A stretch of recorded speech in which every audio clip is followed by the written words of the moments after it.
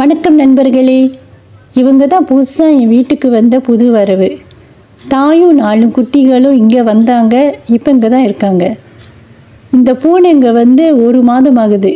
இந்த குட்டிகளுக்கு இன்னும் பேர் வைக்கல. 4 குட்டிகளும் ஒரே நேரத்தில் இருக்கிறதுனால பேர் வச்சாலும் அடையாளம் தெரியுமான்னு தெரியல.